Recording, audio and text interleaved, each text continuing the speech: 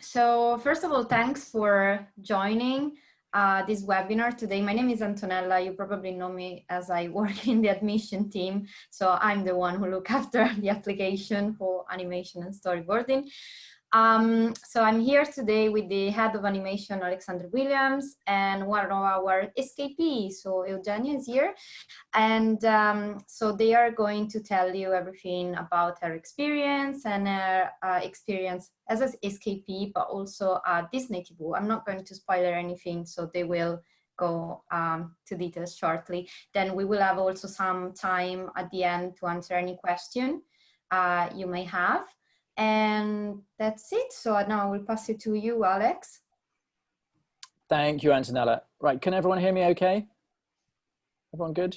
Yes, so Great. I can. Yeah, we can excellent, hear you. very good. Okay, excellent. So my name's Alex. I'm the head of animation at Escape Studios. And this webinar is with Evgenia Golubeva, who is a writer at Disney and took our short course in animation some years ago. And since then has had a really interesting career, both writing, animating, directing.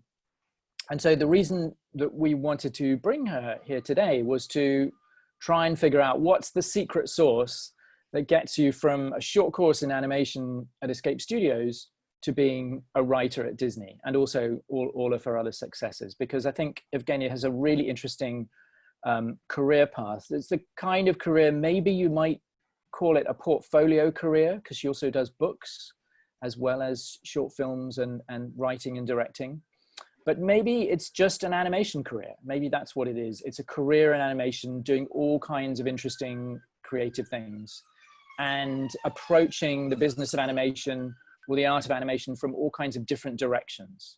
And I think that's what makes Evgenia's career so particularly interesting.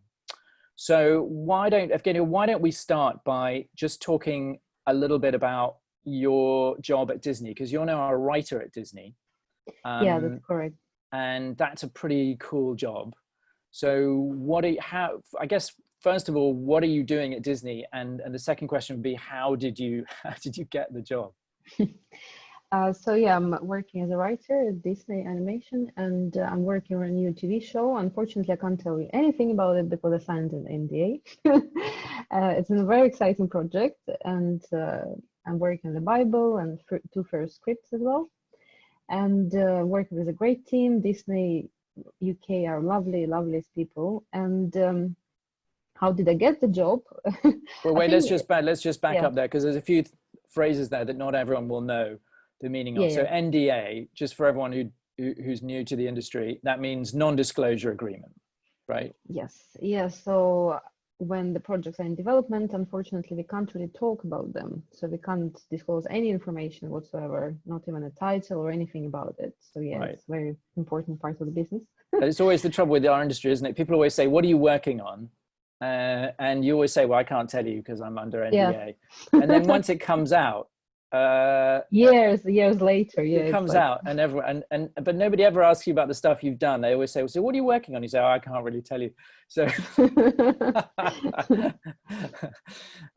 okay, and you said that you were working on scripts and the Bible. So just tell us a little bit about that. What's a Bible in animation terms?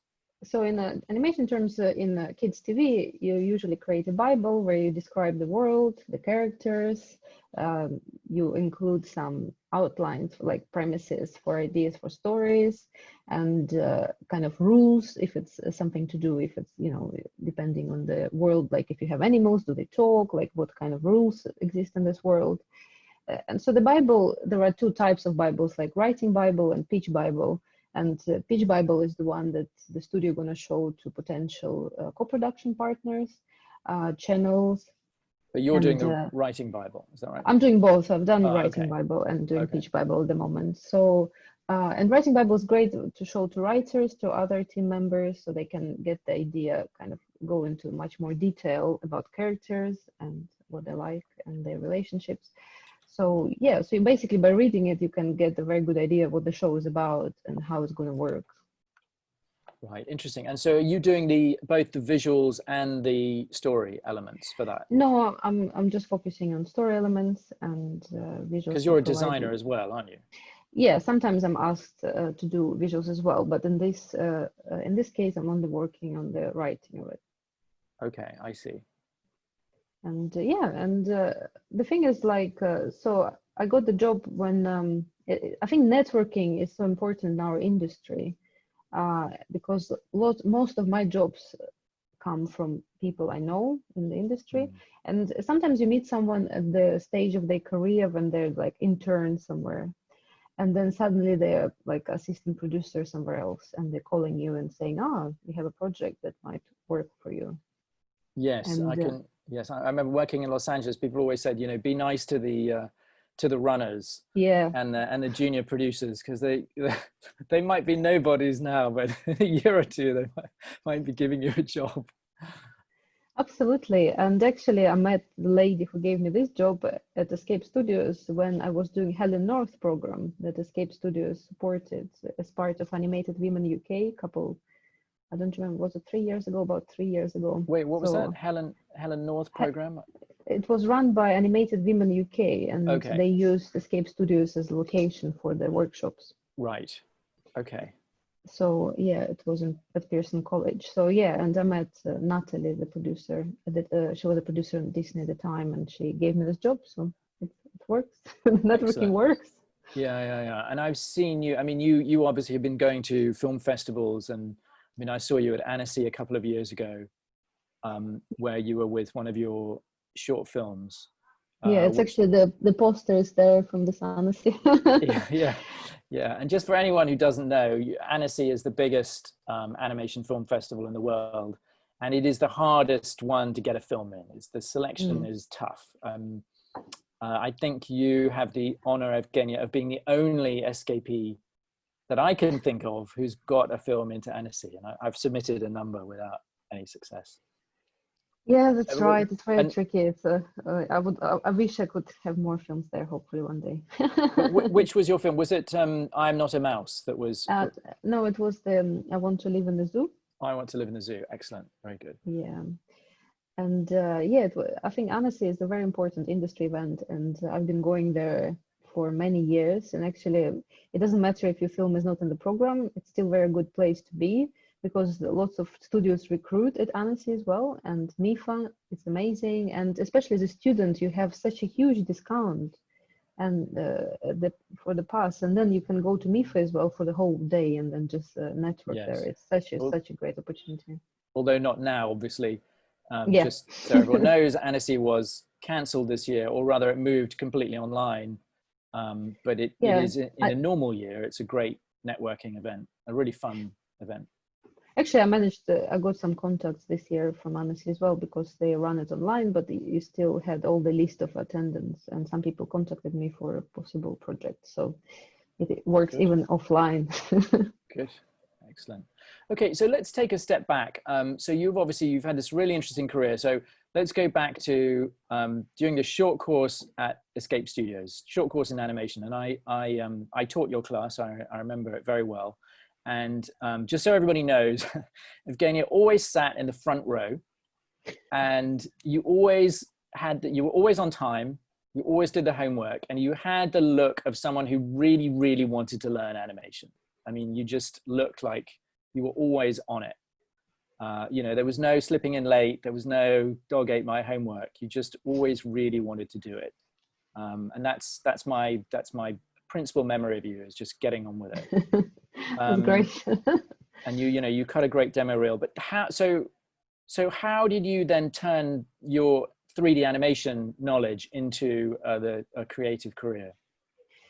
Oh, well, basically, I guess when I came, it was the first year I came to the UK, and obviously I studied directing of animation and writing back in Russia, and I thought Escape Studios could give me this good opportunity to meet local people and to get to know the industry better, and also to have a job, because I heard from other escapees that they got a job straight after Escape Studios. So I thought that sounds really good, and I knew some some things about animation, but I didn't really know anything about 3D. So I thought 3D is a great start. And we did 3D general stuff as well, like modeling and lighting and everything, and then animation with you, Alex. Um, and then actually I got my first job straight after Escape, which was great. And I also met. What was that? What was your first? So the first one was I worked as 3D generalist at Partizan and Soho. Okay. And on a few projects. Oh, was that with Isabella Parish? Did she hire you? I think so, yeah. It's been now such a long time ago. Yeah, I know she used to run Partizan, and she was someone who I used to recommend people to. So yeah, so it was great. It was amazing experience because like it gave me time to figure things out. Partizan is a great studio to work for. They were super friendly, and then I worked for a couple. I think I worked on like 3-4 projects for Partizan, and then I got hired by Animated Storyboards, which is a pre-visualization company, and I got hired as a director. And they needed someone who knew 3D pipeline very well. So someone who could direct, but also write briefs for animators, modelers, and who knew how it works. And actually, all the knowledge I got from Escape worked really well for it. And gave me great advantage. So I worked for Animated Storyboard for a while and it was a great experience. We did lots of huge brands advertising and with animators based in Thailand and Israel and New York. And it was a great experience managing teams that are based in different time zones. So, and despite the language barrier, somehow we managed to do lots of work together. And after Animated Storyboards, I thought I would try freelance, and I wanted to focus on kids TV at the time because I've been writing for kids TV for many years, and I've been writing in Russian, and I felt confident that I could write in English as well, and I started. But it was very hard to get a job as a writer straight away, obviously, because nobody wants to hire you when you don't have a cool credit. So I started coming up with my own ideas and pitching TV shows to people. And it eventually landed me a job and an agent as well. And wait, so what was your first writing job? So my first writing job was co-production, Spanish, Russian, American co-production called Yoko. It's now on YouTube. Sorry, it's not on YouTube. It's on Netflix at the moment. It was great because we're looking for a writer who can write in Russian and English at the same time. Because our head writer, he was based in America and the Yerkins, and so our writers' meeting was in New York. Right. So you're leveraging your unique advantage, which is to be bilingual in Russian and English. Yeah. So and I did like 15 scripts for it, and after this, it was much easier to find writing work because obviously I had so many script samples. Sure. And was this before or after you'd started to do your own short films? It was at the same time. Because at the same time, I thought, now that I know lots about animation after studying at Escape Studios, I felt confident I can make a short film. And but instead of doing it in 3D, because it's much more time consuming, and also I think it's better to work with a big team on the short in 3D, I thought I would try 2D. And the thing is, like, you can apply the same skills you learn about animation into 2D, stop motion, 3D, to be as long as you know how it works. So I made my short film, I'm Not a Mouse, and it did really, really well. And it got lots of awards. And how did you get that made? Because I think most people's experience of making short films is there's initial excitement about the film, and you get everybody together and you come up with ideas, and then gradually you lose energy and discipline, and the thing doesn't get finished. But you not only got yours made, but you got it into festivals and won awards. So tell us a little about how you pulled that off.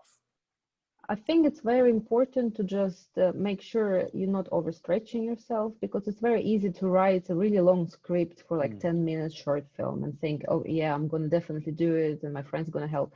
But I think my short film was only 2 minutes long. Right. And when I made animatic myself, and then I had my friend Tom Angel, he made some music. He just was working in the studio nearby, and he just made some really cool music for it, and it really got me going, because I thought, oh my gosh, this music, it's actually happening now, we have music. And then my friend Sinead Keenan, she's an actress, she was in like stuff like Doctor Who, and she lives just nearby here in Stratford, and she did the voiceover for the character, one of the characters, and then my niece did another voice, and suddenly it was like coming to life. And then I just worked on it in the evenings, like after my work, like I finished working on my freelance projects, I would stay in the studio for extra an hour or two and just do a little scene or something. I kept it very simple. I didn't go to town with anything. I just kept it super simple so I can manage it, because I knew obviously I have limited amount of time. And you designed it, didn't you? The drawings, the design, the art direction. Yeah, everything. I did everything apart from music, sounds, and voice acting. Yeah. And what software did you use for the animation? I did it in Flash at the time, now it's called Animate. Yeah. Very good. And you've also done a book for I'm Not a Mouse as well, haven't you? Yeah, it's correct. It's actually many years later. Right. I was looking, I really wanted to get a book published, and I thought that one of the ways is to show people my short films and see if they get excited. So I bought the book called Writers and Illustrators Guides, and they had like all the emails of all the publishers, and I just emailed literally every single publisher in the UK. It's like about, I don't know, 150 emails. And then 2 publishers got back to me, and one publisher, Child's Play, said they really like my short film I'm Not a Mouse, and they really want to work on it to turn it into a book. So now it's a book instead. Excellent. And who's it published by? Child's Play. Child's Play. Okay, so this is very much the traditional publishing model where you go to them and you say, will you publish my book? And they say yes. And so probably you've got nice production values, and it's well produced. Yeah, it's very well made. It's came out in paperback and hardback as well, and it's came out in US and Australia and Canada, and they're a really nice publisher. We've been planning to do lots of events. Unfortunately, all of them got cancelled. Yes, of course. Yeah, because it's a very interesting it's a very multimedia approach to animation. The books, the short films, the writing, it feels like it all kind of works together as one. Almost a portfolio career. Yeah, I guess I love storytelling, and it's all about storytelling and with pictures, moving pictures or printed pictures. Yeah. And who did the animation for I'm Not a Mouse? Was that you? Did you do it all just you? Yeah. Okay. So evenings, weekends, whenever you had time. Yeah, exactly. Yeah, and I guess again, it's like just. I think my advice would be just keep it simple, because the reality is, as long as you have a clear story, people will engage with it. And the response to I'm Not a Mouse was amazing. I was really, really pleased with it. It's made it to like 200 festivals and got about 10 awards. And actually I got some money awards as well, so I could pay like my effort was paid eventually. Oh, wow. Okay. That's something. Yes. Because just so you all know, when we first started entering student films into festivals at Escape Studios, I think I started doing that in March of 2019. This was really when we first began to produce our own short form content. And Evgenia was the first person I called, because I thought, how do I do this? I don't know how to enter films and festivals. And I saw, I'd seen all the success that you had, and you gave great advice on how to get started and how to get that done. But we have not yet managed to win any financial prizes. Yeah, we've had a number of awards, but not money awards, at least not yet. Yeah, it takes a while sometimes. So, and you also you had got an animation job, a writing job at Blue Zoo at one stage. Is that right? Yeah, I've been working with Blue Zoo for a while now, and I've been working a couple of projects with them. Okay, so are you now freelance at the moment? Is that how you're? Yeah. Right. So you're basically, you have contracts with Blue Zoo, contracts with Disney, whoever you're writing for, and presumably you're working from home like everyone.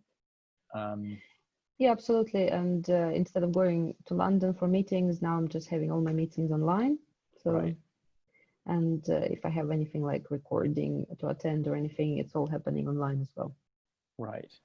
Yes. And I suppose one of the questions that will inevitably get asked is how has COVID-19 affected the business in your experience? Well, I guess it did affect all the book events that were going ahead, Yes, and yes, of obviously course. they drive the sales a Yeah. lot. And all the events I've done just before coronavirus hit us, I sold out of books, and so yeah, it was quite upsetting. And also one of the jobs, one of the kids TV shows I came up with and that was commissioned, unfortunately got postponed indefinitely at the moment because of the Mm. financial situation. So might be postponed for a year or two. So it's a bit of a shame. But other than this, to be honest, like work-wise, I still have lots of work. And the animation industry got really quickly adapted to the situation. And I've been working on a pilot for my TV show with Portugal, and we even managed to record actors. They all quickly went on online and just bought lots of like recording equipment. So we were Right, right. So you can do the voiceovers online. Yeah, yeah, yeah, yeah, yeah. And of which course, is that's great. been possible for some time, hasn't it? I mean, voice actors I mean, for years now have been recording in a not necessarily in the same country that the film is being made. Yeah, exactly. And the thing is like it's very easy. It's very Yeah. simple, and then a good sound designer can just quickly fix any kind of uneven sound or anything. So it's fine. Yes, excellent. So so I suppose I mean, you're still busy. You're finding that opportunities are still coming up. Is that right? Oh yeah, definitely. And actually, some companies that been working on live action stuff, they're now looking into animation Yeah. because obviously live action been affected heavily. So they're looking for more ideas, for more stories they can turn into like family animated feature films and stuff. So it's in the moment it's actually quite a busy market. Yeah, yeah. And I'm going to ask you the really dumb question that always gets asked of creatives, which is where do your ideas come from? Yeah, true. Right. And you're going to say, you know, the plumber down the road sends them to me via. But do you find inspiration in daily life or your family or I guess what? so. Lots of it comes from my childhood, and quite a lot of it comes from my like personal interests. Like I really like folklore, and like my latest short film is all based on folklore and parenthood, and I guess all like little life experiences. I have a sketchbook that I carry with me everywhere, and I just like write down little things that come to my mind. And yeah, so it's like or things that bother me, like inequality, or is it like uh, racism and things like this. It's like I just try to channel it through my stories, characters, and make sure it's part of it as well. So I guess Yeah. it's a mix. It's a mix of things, and I guess you train your brain because I Yeah. guess I work for hire a lot as a writer. So when people come with the idea, and they have their characters, the world, and I need to kind of fit in the style of the show and make sure that the tone is right. And of course, then you just like sit down and think of stuff. And Yeah, talk a little bit about that, because I think that that is really interesting that you've obviously got your own creative ideas, but then you go to Disney and now you're working for hire, as you say, and it's not the same as working on your own stuff. You have to fit within the rules of their universe. How absolutely, yeah. easy has that been? It's fine. I you learn to do it. And Yeah. in terms of the project I'm working on now, it's some of my voice in it as well because I'm developing it from scratch almost. But sometimes when someone comes to you, like Blue Zoo, I worked on Digby Dragon, and the show already exists, and it's already had first season. So then you need to make sure that everything fits. These characters are the same, consistent through the whole um, all stories, and it just, I guess, a matter of watching lots of it and hearing character voices and trying to fit into this world, making sure your stories fit in. It's something you learn to do, I guess, Yes. Yes. Interesting. because especially someone that done all the hard work of creating cool characters and um, so Yes. it's And what do you see? How do you see the industry changing since you started? Is it still, I mean, obviously COVID-19, but beyond that, are you see what are the trends that you're seeing in TV and writing? I guess it's I think generally now everyone is into diversity, which is great because when I started, it was mostly male dominated industry, and it actually wasn't very family friendly. And in the last 5 years, it changed dramatically. And I've seen like a couple of visual effects studios doing job shares for working parents, and lots of opportunities arise that didn't arise in the past. And also, I guess people now making conscious decisions to hire people from different backgrounds, from different kind of walks of lives, which is great, because it's nice that industry is actually trying to change and making sure there are enough women and there is a balance, because it's very, I guess it's very easy to ignore these things, but I think it's very important to actually acknowledge the problems and try to solve them. Good. Okay, so we've got a few questions here. So, and I know that people want their questions answered. So can you see, if you click on the Q&A, see if you can see, and we'll just go through the questions in order. So the one at the top, I can see, from I don't know how to pronounce, Sudarsan, I think that must be. How do I start my career as a writer for animation? What does a writer have to showcase? Do people read all your stories entirely? What are the skills I need? So let's tackle that. Starting off a career as a writer for animation. Right. So I think the best thing is identify what kind of writing you would like to do, because obviously there is writing for kids TV, there is writing for animation for adults, and then kids TV you have preschool, so it's like for up to 6-year-olds, and then you have 6+. So once you identified it, you need to try and find the TV series that you really like do you like Gravity Falls, do you like, I don't know, Mike the Knight or Hey Ducky, and watch lots of it, and even try and type up it as a script, like, you know, you're just watching it and you try to imagine how the script would look like for this episode, and then try and write one, like a spec script. I think a spec script is really important because it can show how you can adapt your style for the TV show. So you watch like 10 episodes and then sit down and try to write a spec script. And I did it for Mike the Knight actually, and got in touch with the head writer of Mike the Knight and showed him my script. And he was like, wow, this is like actual script from the show, well done. And it kind of gives you confidence and also gives you something to show to people. But also it's important to write your own stuff, because people want to see your voice, not just voice that you use for other people's stuff. And so how did you get in touch with the head writer? Did you found him through LinkedIn? Yeah, I use LinkedIn a lot. Yeah, LinkedIn's very powerful. It's a very powerful tool, isn't it? Yeah, it's great because you can get in touch. And another thing also is to try and establish who are the writers you admire. Like you check when you watch the episodes, you just see who wrote this episode, and then get in touch with the writer and say, hey, let's meet for a coffee, let's have a chat, you know, and just exchange, you know, tips and tricks. And it's how I met Anne Rombert. She was great. She was my first contact in UK, and she gave me lots of advice. She told me about Children Media Conference in Sheffield. She invited me to a couple of networking events, introduced me to people. So it's great. People are ready to help, and I think this is Anne Rombert, who did 64 Zoo Lane, right? Which my children watched a lot for a while.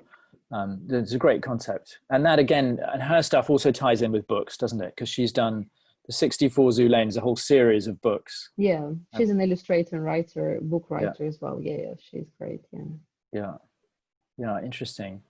So yes, I mean that's fascinating insight. So yes, but getting started, I mean, obviously you're writing spec scripts, you're trying to figure out the house style of the scripts for the shows you want to work on, you're networking with the people who make the show, and going through the credits, finding out who works on the shows. There's a lot of research going into this, isn't there? You're figuring out the industry. And meet people, because you can't beat meeting people. You need to go and actually meet people and go to networking events, and there are lots of them. There are so like festivals in London, or even online networking events like Animated Women UK. They're doing now online networking stuff as well, which is great because, you know, I think you can't beat just meeting people in person. And are you a member of Animated Women UK? Yes, I am. Yeah. I don't know, it sounds like they're doing good work. Oh yeah, definitely. Okay, interesting. All right. So let's move on to Isabel's question.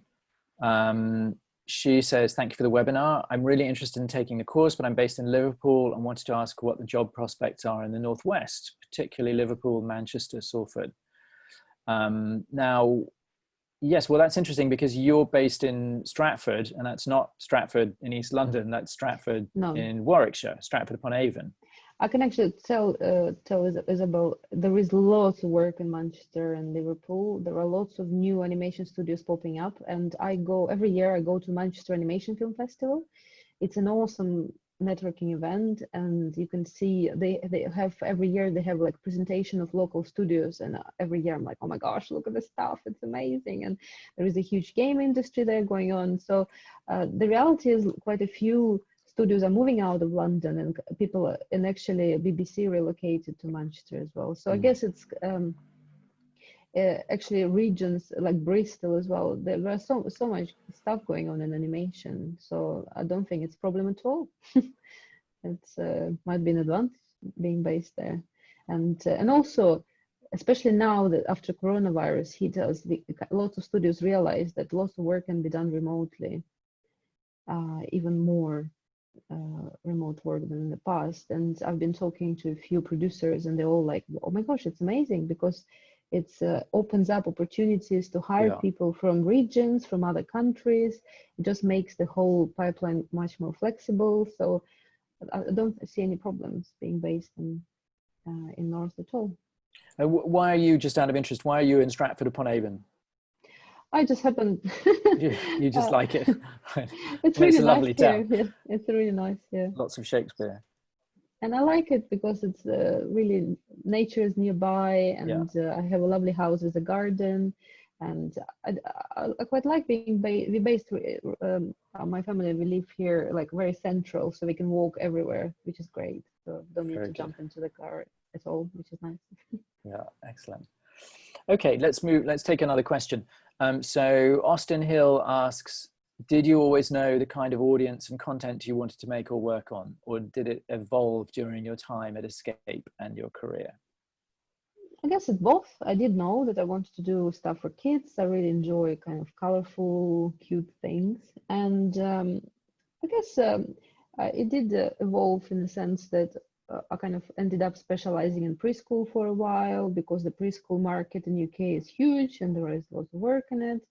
And then now I'm slowly moving to 6+ and doing more and more projects for older kids, which is great as well. So I did some advertising work as well as a director and as a 3D generalist. So I guess the reality is like storytelling can be adapted to any needs, really.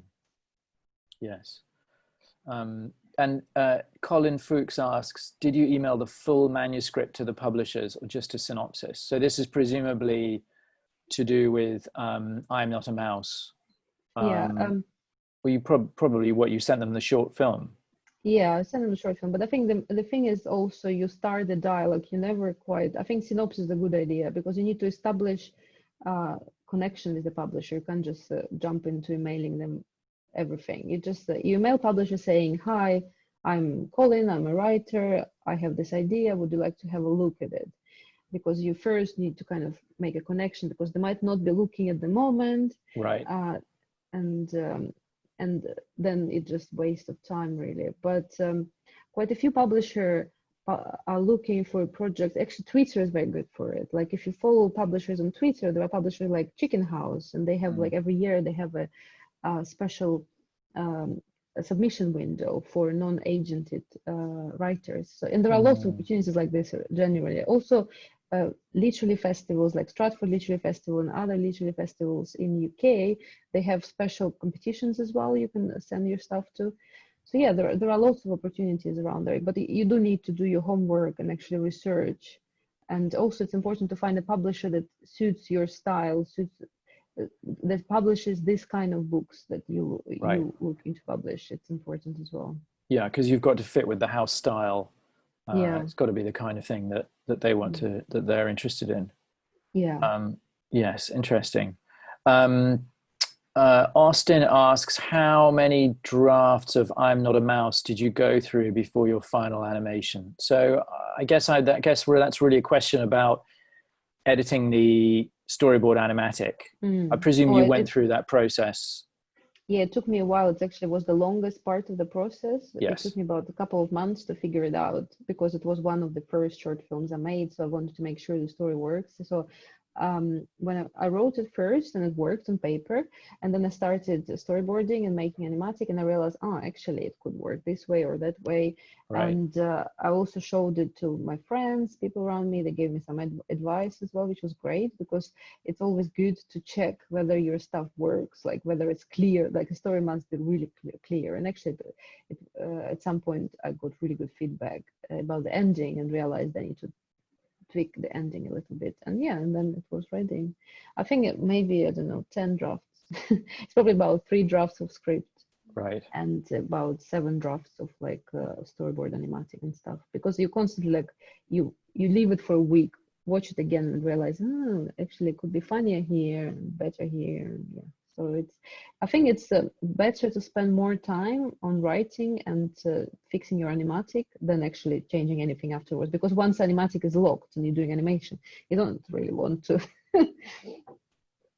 do many changes. Otherwise, all the work goes in the bin.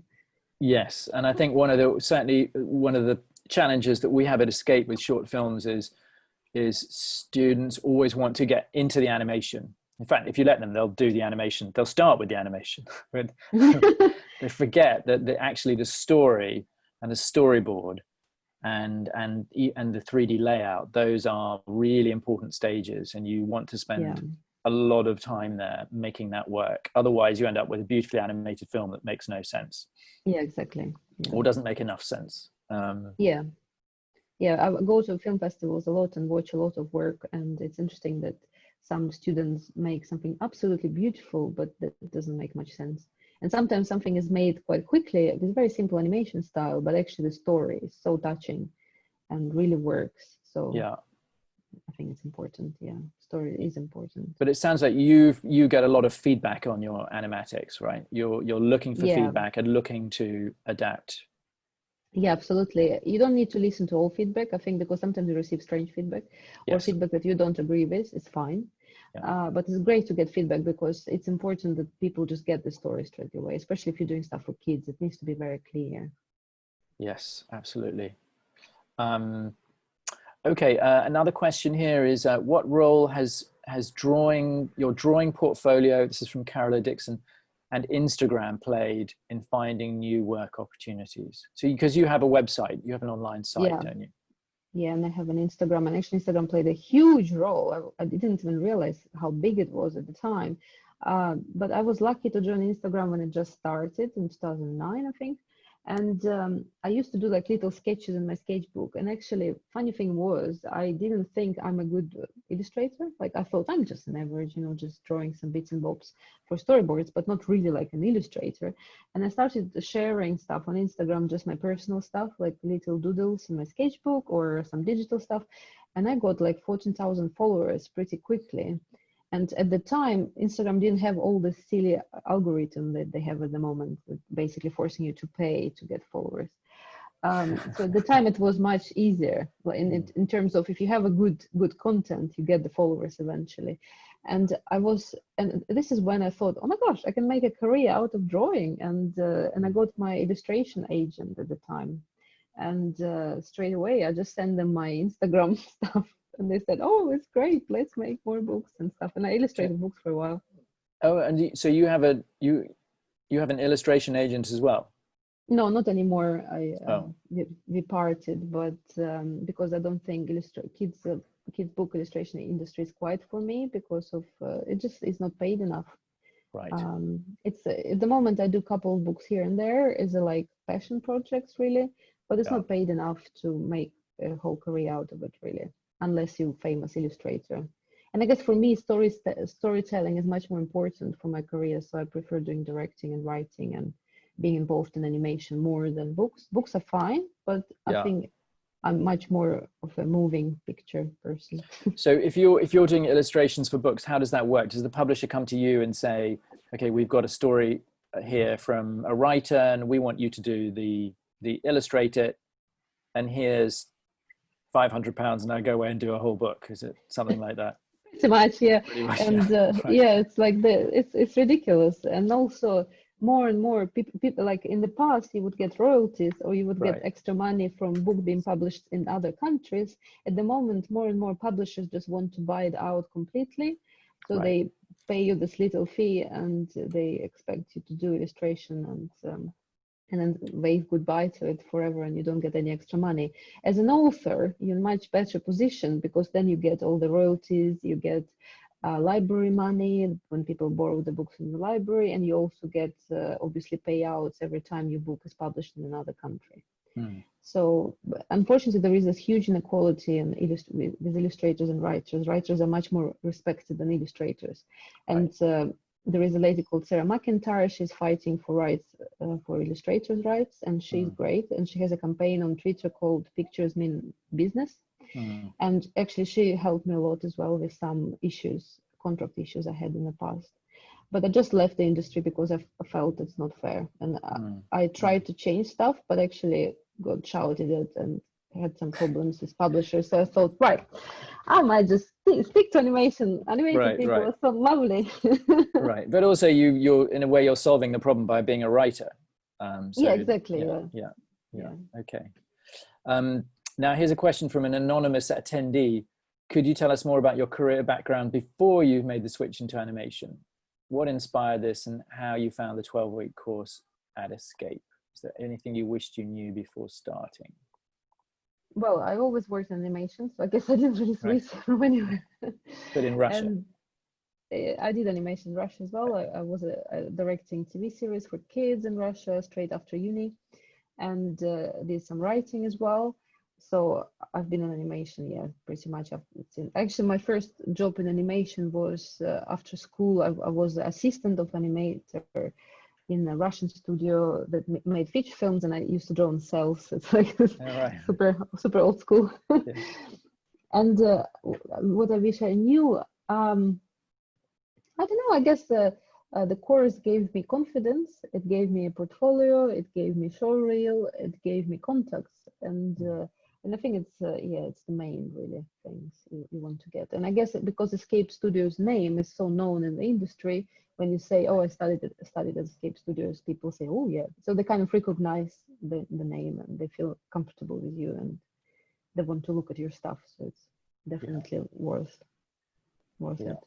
Is there anything you'd have done different? I mean, on the 12-week course, is there anything you'd have done differently? I remember you tackled it head on with enthusiasm. I don't think so. To be honest, I think it was all very good. And it's amazing how much you can learn in 12 weeks. Because I came to 3D with no knowledge at all. Like I had zero knowledge of Maya. I'd never opened it before. And at the end of 12 weeks, I could do anything. It was quite amazing. It's like learning a new language or something. Yes, it's exactly what it is. A new language. It's a good way of putting it. Now, another anonymous person here has asked, what does the portfolio of a writer contain? I think we've possibly already answered that, because you've said that it's a mixture of new samples and your own work. Is there anything you'd like to add to that, or do you think we've covered that one? No, I think that's it really. Yeah, we covered this one already, yeah. Okay. Austin Hill asks, what was your experience like at Blue Zoo and working on Digby Dragon? Oh, it was great fun. Blue Zoo is an amazing studio to work for. They're lovely guys. They're really friendly, very easy to talk to.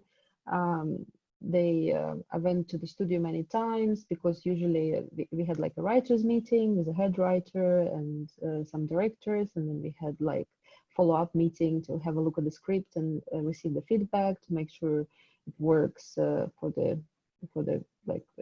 Digby Dragon. And overall, I think it's great. Blue Zoo are great people to work for, and they also do lots of Ollie, who is one of the Ollie Hyatt, Ollie Hyatt. He's great. He's doing so much for animation industry, and they have like summer school, and they have like special training courses. So when you finish something like Escape Studios, you could go to them and kind of learn some more stuff, and then actually get to work and stuff as well. So at the moment, they're really creating opportunities for animation industry. So yeah, they're a great company. We've sent many escapees to Blue Zoo, and they've been really wonderful with mentoring as well. And as you say, yes, they were part of, Ollie Hyatt was very much part of getting the tax breaks for animation, yes, yeah. which came in about 4 or 5 years ago. That has made a big difference to UK.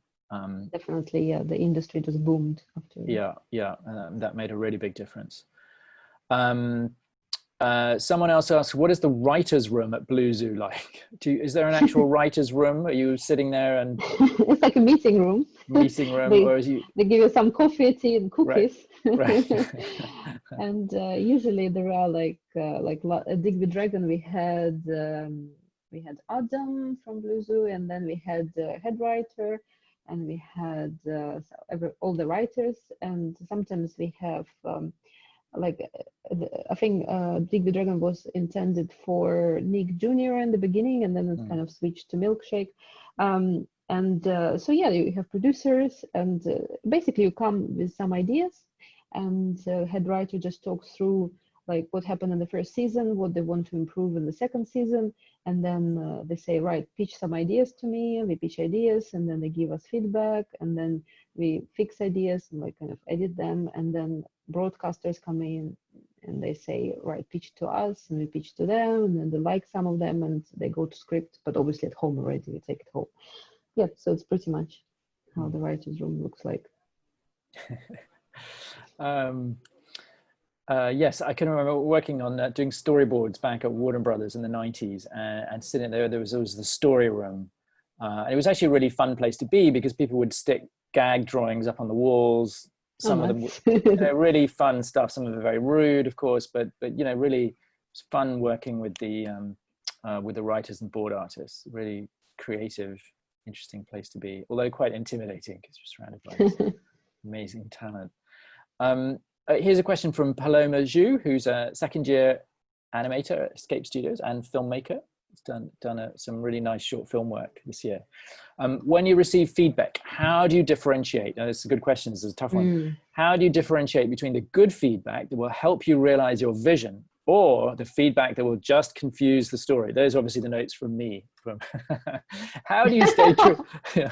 How do you stay true to the original vision? Or do you sometimes receive feedback that will change your original vision but make it even better? Really good question from Paloma. It's a very good question, yeah. Because I've been receiving feedback for years and years and years. And well, I guess it's a gut feeling that you have, and sometimes you see something and think, no, this is definitely not my thing. I don't want to follow this feedback.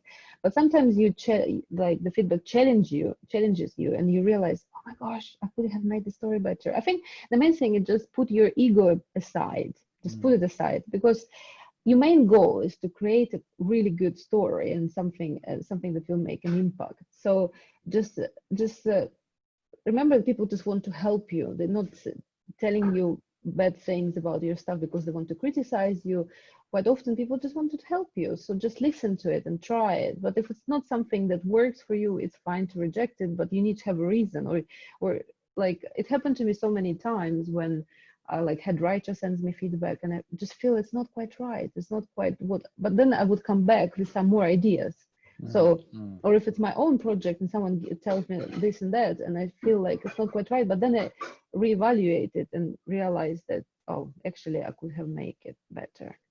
Yeah, so I think it's to kind of have, but I think it's like my ego suffered a lot, obviously, because as a creative, you kind of create a story and it's so close to your heart. And even if you're working for hire, you still love your stories. They're still your babies. So you can't just, go and change it straight away, but you kind of have this attachment. So I think it's important to kind of step away and try and find a way to make it work. It's true, isn't it? Because it's very easy to see criticism as a negative thing. But hopefully constructive criticism is, as you say, trying to make things better. But it's interesting, isn't it, that we seem to be psychologically predisposed to take things personally and to take feedback. And as you say, you say put your ego aside, but in practice it can be quite hard to do that. It is. You learn how to do it, and I guess that also the success of your career will depend on it. And sometimes you need to stand up for your idea. Sometimes you need to say, no, this is not the feedback I I believe in. But then you need to come back with some ideas how to improve it. But just throw some more ideas at people. Then think about it. I think this is important to find the way around it. Yes. Okay, we're almost out of time, but we've got time for just a couple more questions here. So maybe we'll just do a couple of quick answers. Sachi Banik asks, how do I get into the 2D animation industry jobs if I'm weak at drawing, but I have skills and technical background with animation and visual effects software? Well, I guess there are lots of different roles, obviously, in 2D as well. And if you have like experience with visual effects softwares, you could be a compositor or effects artist for 2D. You could also become like an animator, because animator doesn't need to draw, especially if you use Toon Boom, and then you have riggers and you have a huge team. So if you go for a specific job, you probably will be fine. So just look at the job options, because there are so many different job options. Or like layout, you could be in the layout, and you need to like position key characters and stuff. And I do think that drawing skills are important, and even if you're not an amazing illustrator, it's okay, but just maybe a bit of live drawing, a bit of understanding of composition, of posing, it's quite important. I think you're absolutely right. And I really liked your story about going on Instagram and just posting your scribbles and not thinking that you were going to be this great illustrator, but then discovering that people did like your work and getting followers. And I mean, I had something sort of similar experience myself working at Disney and DreamWorks. I always felt really quite humbled about my own drawing skills, because I was sitting next to people like Glenn Keane and Andreas Deja, who draw a great deal better than I ever will. But then it's important to realize that you don't actually have to be as good as Glenn Keane. It's okay not to be, and your own drawings will find their own life and their own success in their own way. Absolutely. Sudarsan, or M. Sudarsan asks, what do production companies look for from a non-experienced writer? Perhaps we tackled, anyway, I'll let you answer. The quick answer would be, well, it's very tricky. And I think networking, getting to know, because usually and also read news from the industry. Like if you want to get on TV shows, just read like magazines, industry magazines, subscribe to industry Twitter and see what projects go to green light. Or another thing with advice would be Cartoon Forum. Lots of projects go to Cartoon Forum to be pitched, and the best way is to contact the studio, say, hi, I'm a new writer, I would like to help you on your projects, like just keep me in mind. So I guess just being really proactive, and as long as you have a spec script and a script that of your own idea, you're set to go. Really just keep in touch, meet people, maybe try to get an agent, because some agencies accept non-experienced writers as well, as long as you have some script samples. You need to have script samples. Evgenia, have you been to Cartoon Forum? Yes, I did go 1 year as part of I studied in France for 3 months on a writing course, and we went to Cartoon Forum as part of the offer of the course, and actually it was amazing. I met I did lots of contacts. Made lots of contacts, and it's just great to see people pitching the amazing ideas. It's a great experience. Cartoon Forum, for those of you who don't know, is the sort of European pitch fest for TV animation, and there's another one called Cartoon Movie, which I have attended myself with a feature film a few years back, which does the same thing for feature films. There's probably more business now in TV than in features, isn't there? Because the TV market seems to be a lot stronger. It isn't. I mean, the reality is features are quite strong as well, especially in Scandinavian countries where the fundings are available. I guess UK market is a bit tricky here, isn't it? Because we don't really have huge market for it, usually co-productions. But actually, like Scandinavia, they're hot on features, and France, obviously. And actually, like Iberian market as well, like Spain, Portugal. Yes, new opportunities. Right, let's. We're almost out of time, but let's take one or two more. Angelo asks, in terms of creativity, is there any freedom from psychology guidance when writing for a preschool animation project? Right, it's a good question. We get like educational consultants on some projects, and obviously there are rules like there is no violence, no blood, you know, nothing that will upset kids, or nothing that can scare them, or nothing that they can do at home, like repeat. You can't show them stuff that they can repeat at home and then just, like, you know, burn your house down. Right, blow up the house. Yeah. Yeah. Right. So I guess it's like, so there are some rules, like non-spoken rules in kids preschool animation, obviously. Yeah. But they're not limiting. I mean, it's just common sense, really. It's like, Yeah. Yes. Yeah. Yeah. No, and of course everyone has their house style, and you have to. And companies like Disney have it's a 100-year-old brand, and you're not going to introduce violence and meanness and. But they will lead. Usually they tell you, like, if you write something that is not out of like the country show this, they will tell you, and you learn, like, you write and learn, and every to be honest, like every project I learn something new, because it's like, you know. Yes. And that goes in the Bible, doesn't it? To come back to what we were talking about earlier on, the Bible will be established some of the rules absolutely. of the But some rules, like, I don't know, like I've been working with the French broadcasters, they don't like non-healthy food, you know, like you can't show cakes all the time and cookies and things like this. They ask you to show alternatives like fruit or or cheese. Right, yeah, cheese, French cheese, obviously. Yeah, very good. All right, Evgenia, it's been such a pleasure talking to you, and thank you so much for your insights in the industry. Evgenia's had an amazingly interesting and diverse and remarkable career in the industry. Stay in touch with us. Do send me, you know, news about books and things, and I'll gladly blog about all the cool stuff that you're doing. But thank you so much for spending some time with us today. And talking to us about your amazing career. So I'm going to hand you back to Antonella now, who will offer a few closing thoughts. Oh yeah, no, it was very good, guys. That was very interesting. I really hope that we might organize another one again. And guys, if you still have any questions, sorry if we haven't put the question in the Q&A, but feel free to drop us an email. We will be happy to answer any other question you might have. And if you also want to try the animation class, please remember that there is a taster at the end of August. And that's it, really. So I really hope you have enjoyed our webinar and our special interview with Evgenia today. And thanks, guys, for help me organizing this as well. Thanks, Alex, and thanks, Evgenia, and thanks, David, that is not present, but is in the backstage as well. Thank you. Thank you. Bye.